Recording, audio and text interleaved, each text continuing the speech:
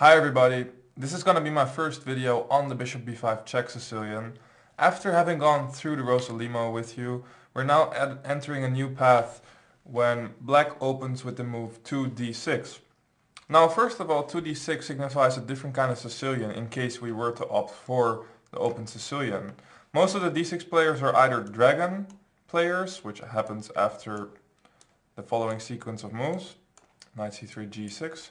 But even much more popular is of course the move a6, which is the knight of defense and a very complicated variant of the Sicilian. Bishop b5 check has been a very important part of my repertoire, and black has three main moves here to defend against this check. Obviously we're going to be looking at all of these moves, and in this video we're going to start off with the move knight to c6. Now, knight to c6 is actually a move that we could also face coming from the Rosalimo after the moves knight f3, knight c6, bishop to b5, d6. So this move is something that regardless of whether you're planning to play the Rosalimo or the bishop b5 check or both of them, we should know about this line. White usually castles over here, but white also has a major option to play d4, c takes d4, queen takes d4, which used to be my pet line in my very early days when I was not even a title player yet. This is the Hungarian variation, which is also pretty interesting, but nowadays probably black is doing okay here. Another option would be bishop takes c6, b takes c6, and e5, trying to immediately go for some structural damage in black's position. But also this one is not really my favorite way to play against this line, so we're going to be looking at short castle, which is considered to be the main line. Bishop to d7 is black's main move, aiming to go a6, followed by bishop takes c6, which is the most logical way for black to make sure he doesn't have to recapture with the pawn. White goes rook to e1, and already here we're coming to a position which is quite important, because a lot of people tend to make mistakes as black in this position. The main move over here is knight to f6, followed by c3, a6, bishop to f1. And we're going to be looking at this variation and the main topic of this video, bishop to c4. But first of all, I want to show you why the move a6 here is not as good as it might seem. After a6, most people would immediately go for bishop to f1, given that they want to play the line with bishop to f1, which would actually allow bishop to g4 immediately. And a slight difference compared to the position with the knight on f6 is something that I have tried as black, which seems to be a pretty decent idea. After h3, bishop takes f3, takes on f3, g6. This could be quite annoying for white, who after, for example, c3, not only will struggle to defend against d4, but also has to deal with an annoying move, bishop to h6. And it's gonna be very hard to find a good way to play d4 over here, as it will always lead to an exchange of the bishops on c1. So this is not what you want to be aiming for as white, and in fact even more so because one of the main ideas I'm going to be suggesting is related to the move bishop to c4, which also doesn't seem to make a whole lot of sense if black hasn't played the move knight f6 yet. So long story short, after a6 you're supposed to play bishop takes c6 as white, and after bishop takes you go d4. C takes d4, knight takes d4. Of course black could consider ignoring white's d-pawn, but most likely we would go d5, and I don't think there's a really good way for black to improve his position without taking on d4 first. So cd, knight takes, and here black has several moves at his disposal. Let's start off with the logical knight to f6. Here knight takes c6 is the given move, b takes c6, and queen to f3. Directly threatening this move e5. Now, it's not that easy to explain why this is exactly so much better for white, because white is really definitely better in this variation. Probably the main idea is that black has lost a little bit of time going a6, bishop d7, and bishop takes c6 here. And once we get to an open type of Sicilian position, this is gonna tell, because all the time, as we will see, black is struggling to find a good way to defend against e5. Now, in this specific position, black could, for example, play e6, but after e5 takes, queen takes c6, and rook to d1, he's facing a very annoying pin over the a2, e8 diagonal, and white's a little bit better.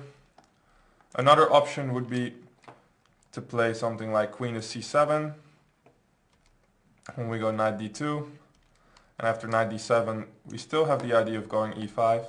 And of course there's also e5 immediately, but that's simply not a very attractive move, also for the reason that we go knight d2, knight c4, and perhaps bishop to g5, rook d1, and white has very easygoing development here. So knight f6, not ideal, and there's a little bit more information on this in the ebook, so I always recommend you to check that one as well. g6 is another move, and it faces a very similar continuation by white. This was a rapid game of mine in a Dutch tournament, and after c3 I was sort of waiting for black to go knight f6, and after knight f6 e5 followed by knight c4, knight takes e5. I had a small but very stable advantage in the eye of simply a better pawn structure, and also still white's a little bit better developed. So the main move here for black would be e5, and after knight takes c6, b takes c6, knight d2. As I was sort of describing before, white's development is simply very straightforward and very natural, and something like this is just better for white, who is now aiming to go with rook to d1 and put pressure on the d-pawn. So the first little trick in this line is to understand why a6 should not be played and knight f6 should be preferred. Moving on to knight f6, we actually enter the knight c6, d6 complex, and here white should continue with c3. a6 is the most common move. Of course, black has to think about how to react against d4, and the most logical way here for white would be to go bishop a4, which is interesting. Game that generally continues something like this, and black can go with e5 and bishop to g4, and it's an interesting position, but it's not considered to be the most dangerous. For a very long time I personally went for bishop to f1 over here, and felt pretty comfortable in the lines appearing after bishop to g4, h3, and here black can choose from the idea bishop h5, after which white has sort of proven to be better, if my memory doesn't fail me, to be better after cd, cd, and some lines like this where white is sometimes sacrificing the e4 pawn.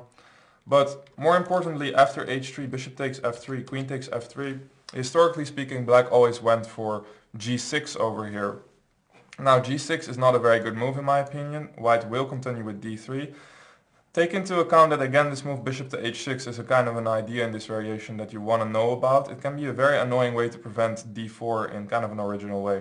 So here bishop h6 is actually a positional threat. White should go d3. And I had several games here on the white side which went something like bishop to e3, castles, knight d2, and black would try to prevent me from playing pawn to d4. But in the end, after making all these standard moves, white does realize his plan of playing d4, and that together with the two bishops simply gives white a very pleasant advantage out of the opening. So for a long time it was thought that this line is just better for black, and I still think that the variation with g6 is not very good.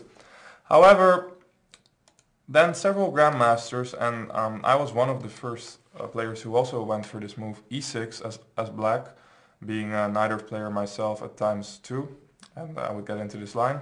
And e6 is actually a much better move because black is aiming to go d5, and here the game takes a completely different kind of course. If white would go for something similar to what we just saw, let's say queen d1, we now play d5, and as we can see, black is actually doing a lot better than the previous line. He has more central control, he's doing a lot better there. And also, if white were to go for something like this, we could go d5, and we could get into some sort of a French position, which admittedly is very complicated and interesting, and I would still play this position on both sides, both as black and as white. I have actually played it. But I don't believe that white is actually better here, because what we see is really a French position in which black can advance on the queen side, but he no longer has to get rid of the bad bishop on c8. So interesting variation, but to my mind, after e6, more or less black's problems were solved, and theoretically speaking, he was doing okay. That's why in this video, after all of this, we're going to be looking at a very new idea, and a very interesting idea in my opinion, which is the move bishop to c4. Now, I haven't had any chance to look at this idea myself, but recently more and more games have been appearing with this move. not look, but I haven't had a chance to play it yet. After the main idea is really that after b5, which looks logical, we now go for bishop to f1, and white claims that this is actually a bit of a weakness for black, a little bit of an overextended action on the queen side. So after a4, b4, d4, and we're exchanging over here, it appears that this is actually quite a, as I said, not fully justified action by black. And here, for example, after e5, d5, knight d4, bishop to e3, and we're going to see this a lot more. White tends to have to give up some play on the king side by allowing a double pawn, so we'll have to get used to that if we want to try this line out. But over here actually white is really a bit better. For example, taking bishop to h5 and here a5, and we already see that the pawn on b4 is becoming a major weakness. So this is not something that black should be aiming for. That's why after bishop to c4, black has to find more clever ways than b5. And as I said, this line is fully still developing and new games are coming out, new ideas, but I've tried to compile several lines and several courses the game can take from here. First of all, if you go for the simple e6, which is normally not a very good idea in this line, likewise in this case white will get an advantage by just playing d4, and after bishop e7, d5, knight a5, bishop to f1. Black could potentially be okay if he had time to go e5 and b5 and get into sort of a Spanish position. But as we can see, he actually doesn't have the time because b4 would now just win a piece. And if you go b5, then after e5, suddenly black is already in big trouble. After the natural knight takes d5, e takes d5, bishop takes d6, and queen takes d5, you're losing a piece. So this is not really working out for black, and e6 is not a very good move. Another option is to play the interesting move rook to c8, which is at the moment, as far as I know, as I'm recording this, still a novelty, but I'm sure that we're going to see some games with this. And here the d4 would be a logical move, take bishop to g4. Once again, we're going to almost always see black put the bishop to g4 simply because it's an indirect way to sort of fight over the center, over the d4 square. And here bishop to e3 looks like the best move to me. After knight takes e4 with some computer aided help, I came to the conclusion that after queen b3, e6, takes on b7, and there are several pawns hanging and also the light squares are very weak here for black. You should go knight to a5, queen e4, and we see a bunch of exchanges. This one's also forced as the bishop is hanging. So bishop takes f3, queen takes f3, knight takes e4, d5. White gets a bit of an initiative over here. A sample line would be e5, rook to c1, and the major point is that white's going to get his rook to c6, after which black has some problems to solve in this somewhat innocent looking position, but I do think that white has a bit of an edge over here, as the rook is doing very well on c6, and taking it is probably a bad idea as the pawn can be supported by both the knight and the queen shortly. So that move also doesn't fully seem to equalize to me. Knight takes e4 over here. However, e6 is possible, but also here I feel that white has a slight edge after the move d5, knight e5, bishop to e2. This time we're not going to allow black to cause any structural damage on the king side. And here bishop takes f3, bishop takes f3, and for example bishop to e7, takes, and bishop to e2. I do feel that these, well, especially the e6 pawn, is a little loose, and we're going to try to attack it as white and simply develop. For the moment we still have the bishop pair, and it looks a little bit better for white in this position. So another way of playing would be knight takes f3, queen takes f3, and for example queen d7. But also here, once again, I do feel that white has the easier play and some pressure on black's center. So again, I feel that white's getting a comfortable edge out of the opening. So that's more or less it for this move rook to c8. I felt like covering it because it looks like a pretty logical move, aiming to maybe attack the bishop in the long run as we are anticipating d4 on the black side. But it doesn't seem to be fully equalizing for the moment. That brings us to the main move. And as I said, really this line is so fresh that main move at this point just means that there's like 10 games instead of 4 or 5. But I do think bishop to g4, regardless of anything, is the most logical move, as it is the main move after bishop to f1 as well. Over here, white should go d4, and this is probably the line that is the most unclear, as almost in every single line we're gonna have to give up some of our king's safety by taking back on f3 with the pawn. First of all, if e6 is played, trying to just develop and maybe go d5 as black in some cases, white should act very quickly with d5.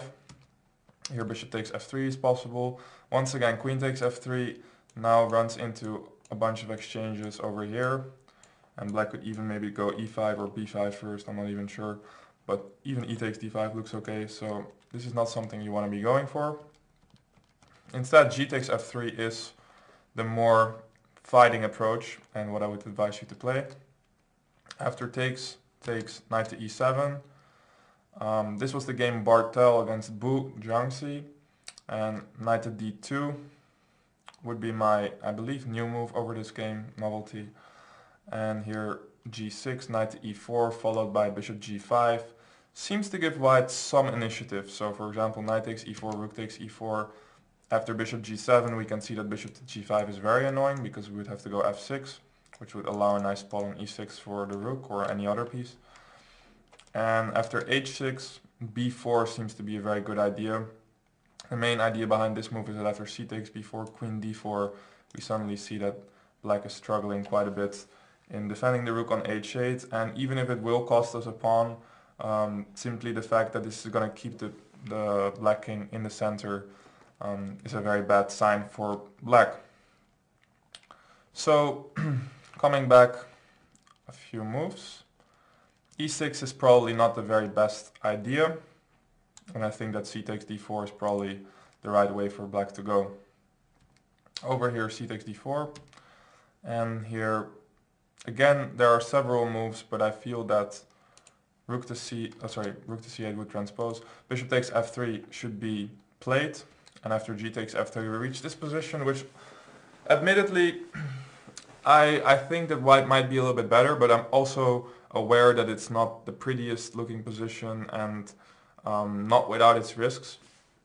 The main move here would be g6, and after d5, knight to e5, bishop to e2, we're really entering a very complicated position, positionally speaking, because once again this is a long-term weakness. On the other hand, we have the bishops, we have a space advantage and some pressure over the queen side. One interesting idea for black is to go g5 here. A little bit of a wild move, especially after having played g6, so I'm not too worried about it. I would advise you to play something like king to h1, and if, for example, h6, we can immediately go f4. And once again, the lines are a little bit strange looking, but I feel that white should have a bit of an edge over here, as black is very underdeveloped. More normal would just to be bishop to g7, and after bishop to e3, short castle, knight d2. I analyzed several ideas here for both black and white in the ebook, but to give you one of the sample lines, rook to c8, this seems to be the absolutely critical position, and I do expect to see games over here. Once again, most of these moves are my moves, because the line simply hasn't been seen too much in Grandmaster or any games so far. Queen to b3, putting pressure on the b pawn. Note that one thing that white would always like to achieve is something like provoking b5, when after a4 we are probably going to pick up the a pawn in the long run, simply by putting pressure on it by a4. And here queen to d7, f4, knight g4, bishop to d4. This could turn out to be very complicated. Black has ideas related to knight takes e4 and knight to h5. For example, knight to h5, bishop takes, king takes, and knight to c4. It turns out to be very sharp, but also probably white is objectively a little bit better. One of the ideas for black is to go knight takes f4 here, sacrificing an exchange. But a position like this, of course, still isn't easy for white, and I'm not even sure that white is winning or anything like that, but we have an exchange up and white seems to be a bit better. So let's summarize what we've been looking at. First of all, the knight c6 line can be played against both the Rostolimo and d6 bishop b5 check, so still in the Moscow variation. So we should be aware of it regardless of which opening you're picking against your opponent. A6 over here is not a very good move because it runs into bishop takes e6 when white's transposing into a rather favorable and easygoing version of the open Sicilian. After knight f6, c3, a6, as I explained to you, I'm not fully satisfied with bishop f1 for white, so that's why I'm recommending you to try out some new original ideas after bishop to c4. And yeah, one of the main ideas here is bishop g4 and allowing this structural damage, which with the double f-pawn appearing around white's king. Nevertheless, as we've seen, there are some positional trumps and some good things white gets in return for this sacrifice, and I do believe that right now this is one of the major ways to fight for an advantage as white against this variation. So I hope you like my recommendation. In the next videos we're going to be looking at the other lines against bishop b5 check, and I hope to see you back.